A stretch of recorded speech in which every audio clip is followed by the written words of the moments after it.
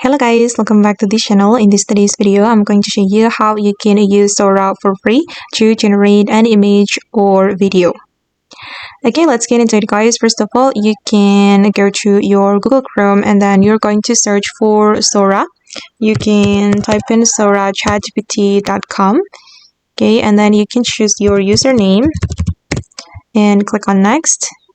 And unfortunately, Sora is not available in my country. And if this happened to you guys, no worries, because you can use VPN to access Sora. You can use this VPN for desktop. You can use VPN as Chrome extension. Wait, this one, our Urban VPN proxy. And then you can activate the VPN. I have already downloaded this VPN and I'm going to activate it. This Urban VPN proxy, and then we can choose USA. I'm going to click on agree and I'm going to choose USA and wait, it's still connecting. Okay, done.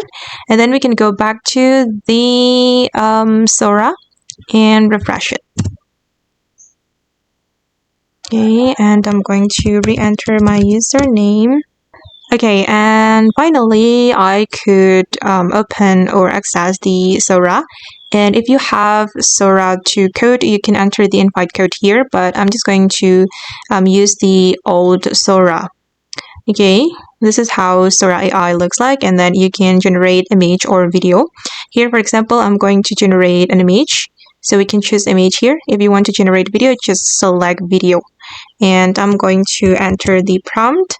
And then I'm going to create image. Okay, and wait guys, it's still loading. Okay, you can monitor it here.